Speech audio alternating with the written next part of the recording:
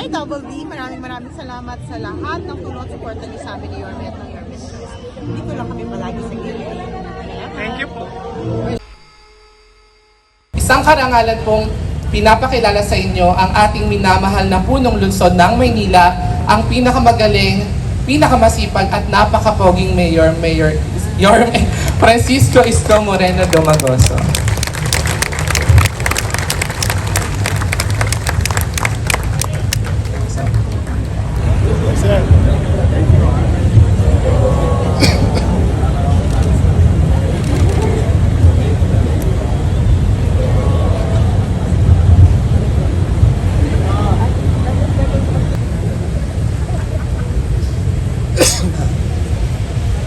Maraming salamat, Director Leno at ang ating mga kabataan na naglilingkod sa bayan, sa Youth Bureau. Palakpakan natin sila.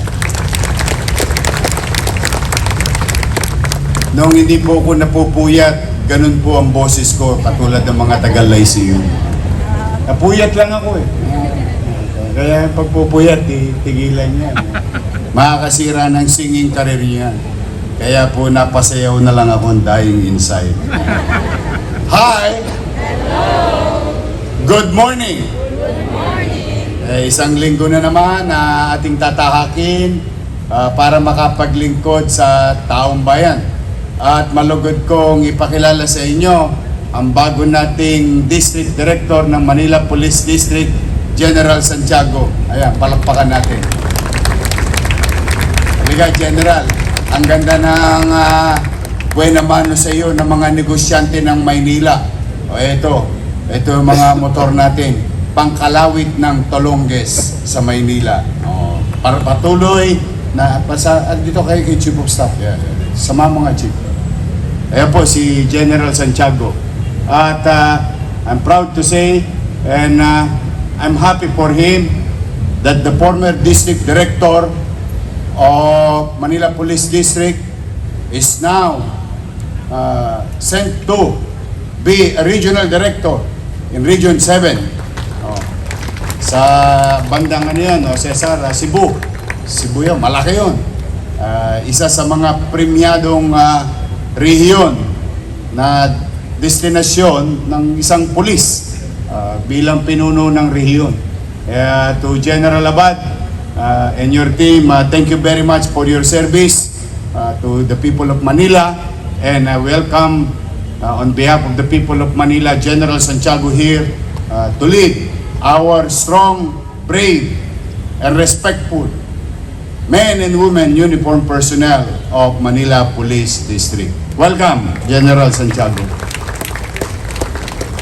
Isang linggo ng paglilingkod, ngunit binabati tayo ng Lunes ng positibo sapagkat wala pong tigil ang pagtulong ng mga negosyante sa lungsod. Kagabi po, noong Sabado ng gabi, hapon, I received a text that may tutulong na naman sa atin sa lungsod ng Maynila. I'm just excited to share it to you because kilala natin yung organisasyon na yun. Sila po ay siguro in the coming days, may announce natin. Tutulong muli ang Federation. The FFCCII will help again the City of Manila in the coming days. But today, natutuwa naman po ko, isa sa malalaking taxpayer ng City of Manila, particularly sa Tondo, Maynila, no? Bata pa ako, bodega na po yung lugar na yon, no? Ito po ay sa Velasquez area. Nakaramdam po sila ng mabilis na tulong ng pamahalaan sa kanilang negosyo at nagkaroon sila ng kapanatagan muli or what you call certainty in doing business in the City of Manila. At ngayon palalawigin pa nila ang paghahanap buhay sa lungsod, which will provide more jobs for the people of Tondo in that geography or place of business ng mga negosyanteng ito. Sa tuwa po nila, sa sobrang tuwa nila, yun tumulong pa sa Maynila. Nasa harapan ninyo ang 20 units of NMAX from First Tondo Complex Association. Regalo nila sa atin yan. Nausog nalawayan ko. Natutuwa naman ako sapagkat ito'y magagamit. Pasigip ng pasigip ang mundo ng mga Tolongges dito dahil yung motor nila mahinang uri. Yung motor ng pulis, pambardagulan ho itong NMAX. I think marami sa inyo dito nakamotor. Nakaparada ho kayo dyan sa Aroseros talagang very specific yung request kong brand and power of two-wheel vehicle that can be utilized by our men and women, uniformed personnel of Manila Police District. To President Hazel Melon, Vice President Flores Pua, and Mr. Edward Tio, and board members of the association, on behalf of the people of Manila, thank you very much, sir. Palakpakan natin ng First Tondo Complex Association.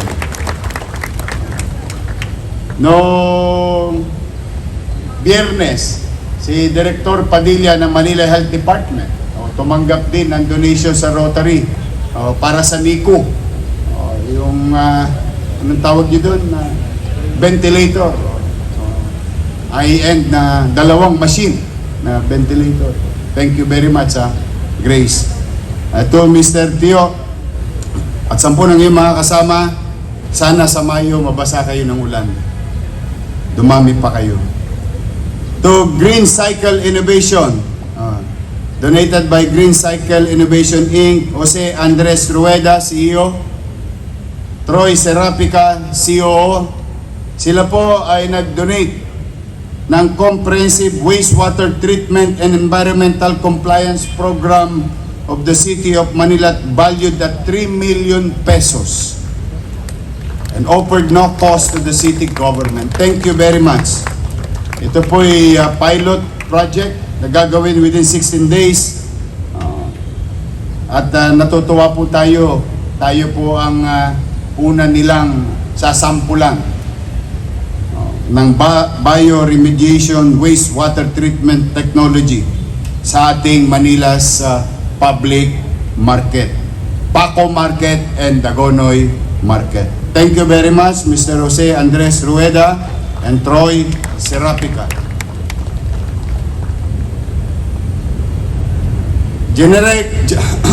Generica Drugstore.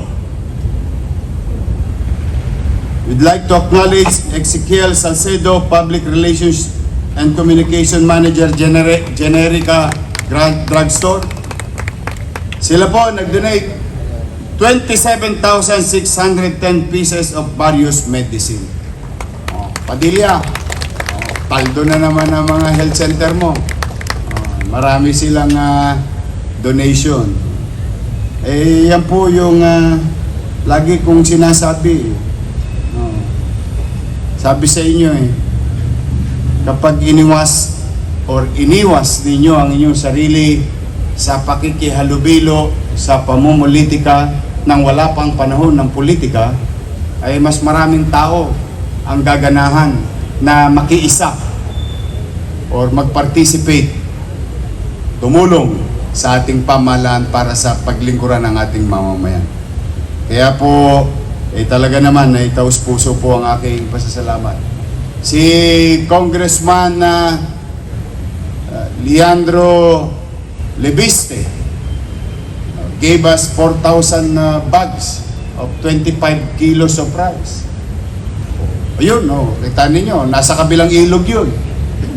Hindi ba ikalulugod nating mga taga Maynila? Basta tayo, ulit-ulitin ko, kalimutan nyo na yung mga politiko.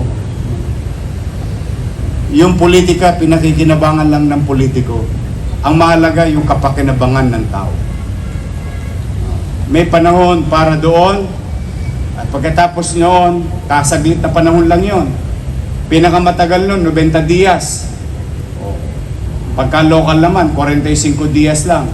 O tapos na ang politika. O, pag may nanalo na, oras na ng paglilingkod sa bayan. Hindi paglilingkod sa kapwa politiko. Ayan, sana manahig sa inyo. Dahil kung may iilang pa dyan na hindi pa naka-move on, good luck sa inyo. Basta kami, naka-move on na kami. Tingnan nyo nga yun. Taas nga kamay, may mga asawa dito. Taas nga kamay. May asawa. Puro kayo binata, gano'n. May asawa. O kita nyo, naka-move on kayo. Di ba na broken heart din kayo nung araw? Then you found the right one. Di ba? Ganun lang. You have to move on fast because the world moves fast. Time will go on with or without you. Yeah? The time will continue to go on and the clock will continue to tick. Whether kasama ka doon o hindi. O kaya sa inyong lahat, naku Diyos ko, magnilay-nilay kayo.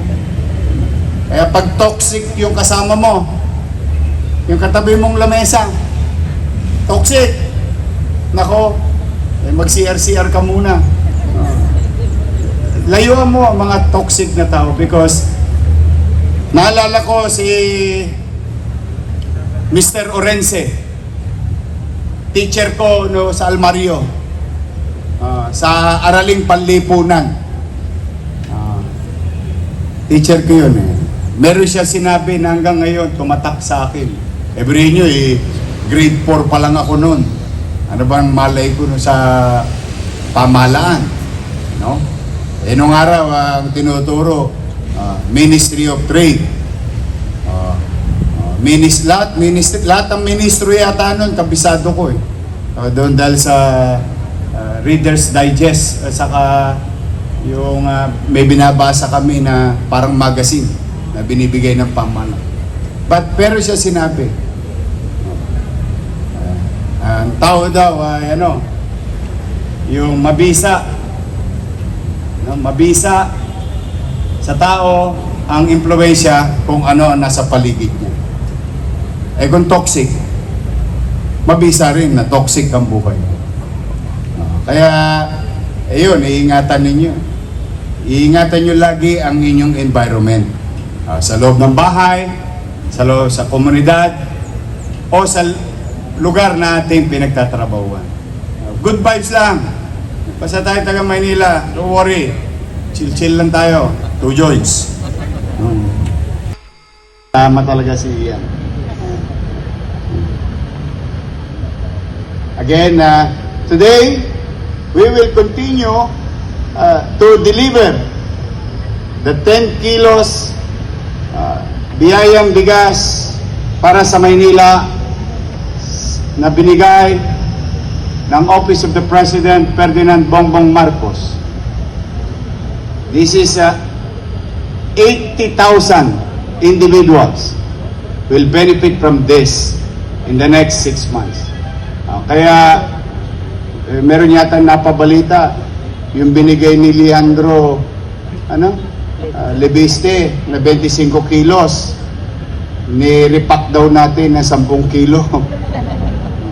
Tulong sa mga loko talaga doon, walang magawa sa buhay. Napaka-toxic nito mga to. Hindi po totoo yun kasi una-una hindi magkakasayo sa 80,000. But I am grateful to Mr. Leandro Lebiste para maisip niya Maynila.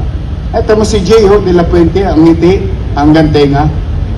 Nakinabang, BHW, BNW, BNS, di ba? I mean, you have to give it to the guy.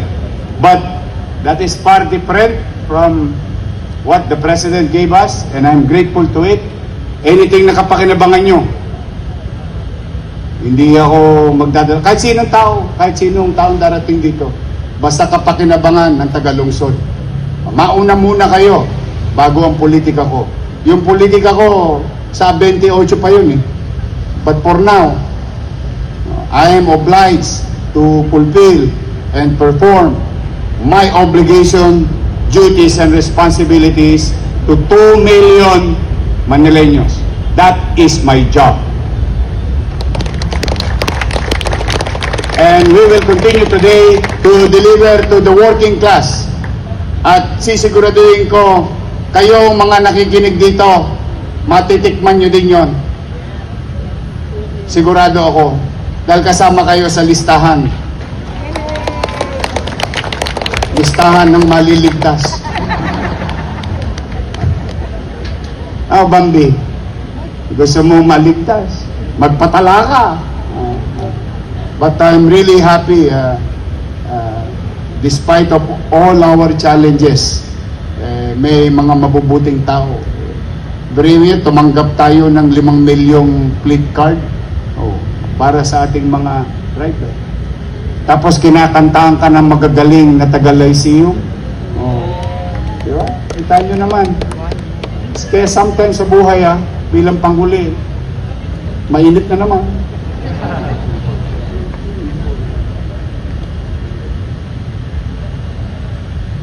With all the problems in your life, in our life, marami tayong hinahanap, marami tayong pinapangarap. Minsan natutupad, minsan hindi. Minsan napoprostrate ka na. Gusto niyo sumaya?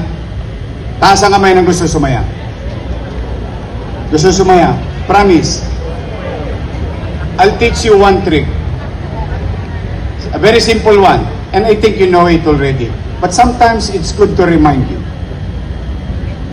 Magpasalamat tayo kung ano meron tayo ngayon sa harapan natin. When you start and learning how to appreciate things, wala ka nang hahanapin pa. Yung ibang pinangarap dumating ng kusa, bonus na lang. You will be a happier person. I'm telling you this because I've done it. Kaya sinishare ko lang sa inyo. Kaya pag ako'y nalulungkot, ang iniisip ko na lang sa sarili ko, nung araw nga kinakain ko tira ng tao sa basurahan. Sinong gustong kumain ng tira ng tao sa basurahan? Ang masarap naman, Jollibee. Chicken Joy sa umaga, Chicken Joy sa tanghali, Chicken Joy sa hapon. Pagdating ng alas 3, meron pa akong champ. That's why I'm really happy seeing these challenges in our lives na maswerte nga ako Sino bang mag-aakala na ang basurero pwede maging mayor ng Maynila? Yeah. That's why I'm sharing you some things. I think alam niyo naman yun.